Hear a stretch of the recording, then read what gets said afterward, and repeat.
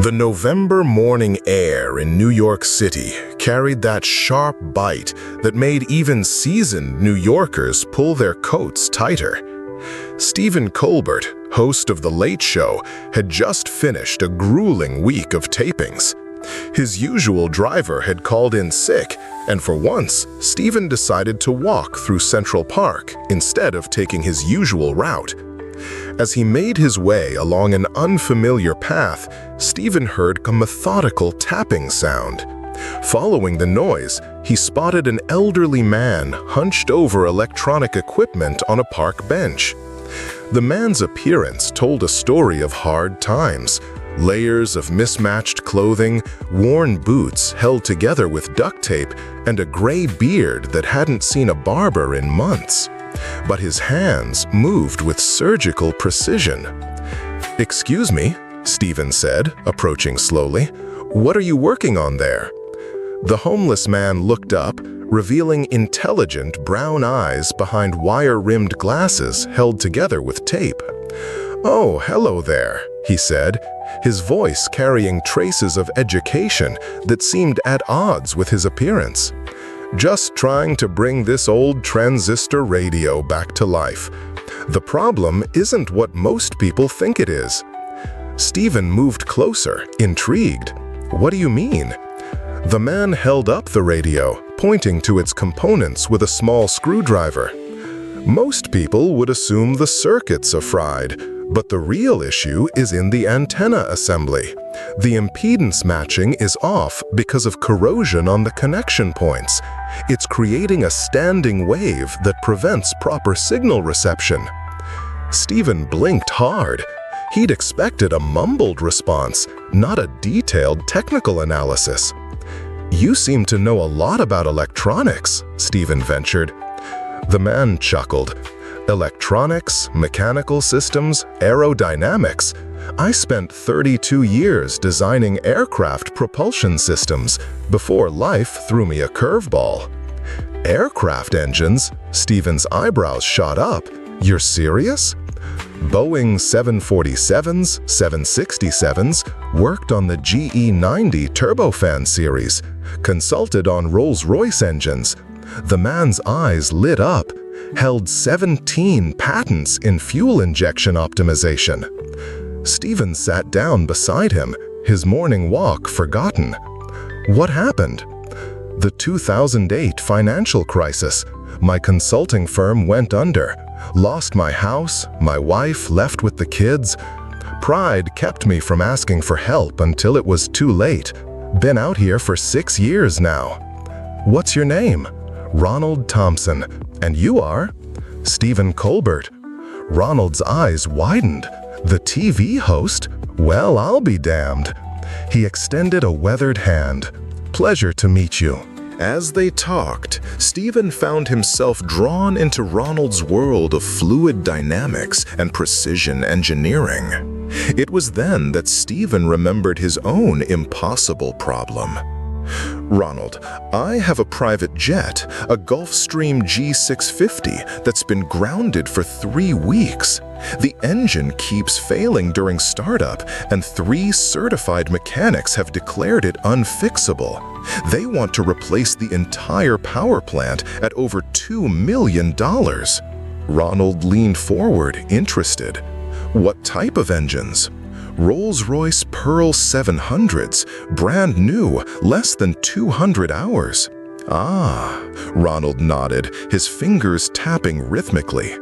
"Beautiful engineering, but they can be finicky. Without seeing the system, I'd guess you're dealing with a timing mismatch between ignition sequence and fuel delivery, probably related to temperature variations." Stephen stared at him.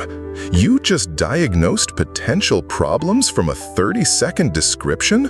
"Educated guess based on common failure nodes," Ronald said modestly. An idea formed in Stephen's mind. "Ronald, I want to make you a proposition. If you can fix my plane, actually get it running perfectly, I'll give you $50,000 cash and buy you a house." Ronald set down his screwdriver. "You're serious?" Dead serious. But if you can't fix it, you come on my show and let me make jokes about it for a week. Deal? Ronald considered this, then smiled. You've got yourself a deal. 4 hours later, they stood in Stephen's private hangar at Teterboro Airport. The Gulfstream G650 gleamed under industrial lights. Stephen's pilot, Captain Rodriguez, emerged looking skeptical. A 20-year veteran, he'd seen plenty of so-called experts. Captain, this is Ronald Thompson. He's going to look at our engine problem. Rodriguez sized up Ronald's worn appearance. No offense, but we've had certified Rolls-Royce technicians examine this bird. The engines are toast. Mind if I see the maintenance logs? Rodriguez reluctantly handed over a thick folder. Ronald read through it, performing mental calculations. When did these failures occur? Ronald asked. Always during startup. Engines would begin spooling up, then suddenly lose power and shut down. And the ambient temperature?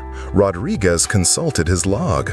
First failure, October 15th, 38 degrees. Second failure, October 22nd, 35 degrees. All below 42 degrees, Ronald noted. Morning or evening, not midday, right? How did you know that? Rodriguez asked, skepticism wavering. Ronald approached the aircraft. The engine cowlings were already removed, revealing the Pearl 700 turbofans. He climbed up and began examining the machinery. There, he said, pointing to the fuel manifold. The temperature compensation sensors adjust fuel flow based on ambient conditions, but they're not accounting for thermal expansion of the manifold itself. He continued his explanation. When temperature drops below 40 degrees, metal components contract just enough to change the fuel spray pattern. The engine control unit tries to compensate with faulty data, causing cascade failure. Why didn't the Rolls-Royce technicians catch this? Stephen asked. They ran diagnostics in a heated hangar. Everything showed normal at room temperature. Can you fix it? Stephen asked. Ronald nodded. Recalibrate the fuel management system, adjust atomization pressure curves, replace some temperature sensors. Give me 4 hours. What followed was like watching a master craftsman. Stephen's production crew documented the process as Ronald worked with economical precision. Modern aircraft engines aren't just mechanical devices, Ronald explained while working. They're integrated systems where aerodynamics, thermodynamics, and computer control work together like a perfectly tuned orchestra. As Ronald recalibrated sensors and adjusted software parameters, his hands never hesitated. Captain Rodriguez watched with growing amazement. Where did you learn all this? 32 years of making mistakes and learning from them, Ronald smiled. You never forget the fundamentals. After 5 hours of meticulous work, Ronald stepped back and wiped his hands. Ready for a test? Stephen's heart pounded. So much rode on this moment, not just his bet, but the possibility that society's cast-off might prove his worth dramatically. Captain Rodriguez climbed into the cockpit and began startup sequence. The first engine began its familiar whine. Stephen held his breath as the sound built to where previous failures occurred. The engine continued spooling up smoothly. All indicators showed green. No warnings, no shutdowns. It's working perfectly, Rodriguez's voice came over the intercom. The second engine started just as smoothly. Both power plants ran at idle in perfect harmony. Stephen felt tears in his eyes, not just from successful repair, but from witnessing such skill in someone society had overlooked. The hangar erupted in cheers. Ronald stood quietly, smiling as he watched the engines he'd brought back to life.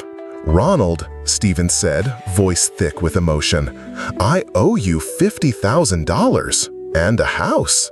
I'll settle for a job, Ronald replied. It's been a long time since I felt useful. But Stephen kept his word. That afternoon, he handed Ronald a certified check for $50,000. The next morning, they looked at a modest 3-bedroom house in Morristown, New Jersey.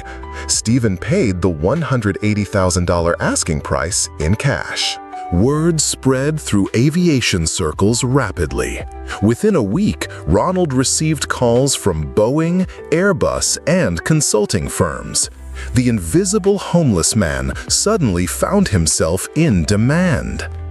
Boeing offered Ronald a consulting position on next-generation engines.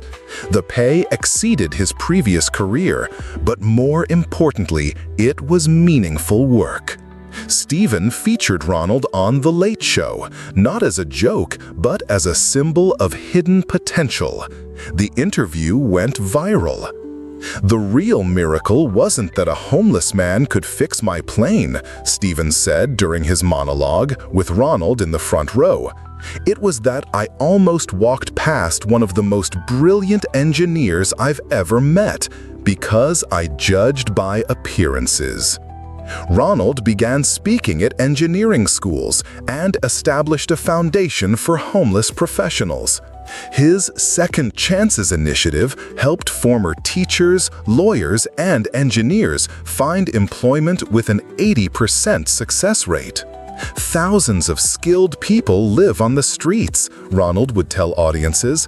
"They just need someone to see past circumstances and give them a chance."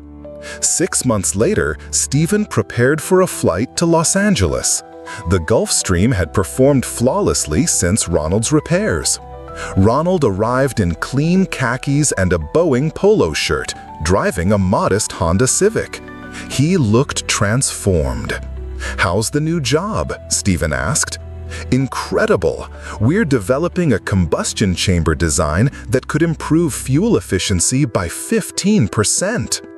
A young woman approached hesitantly. "Excuse me, I'm looking for Ronald Thompson." Ronald turned and went pale. "Jennifer?"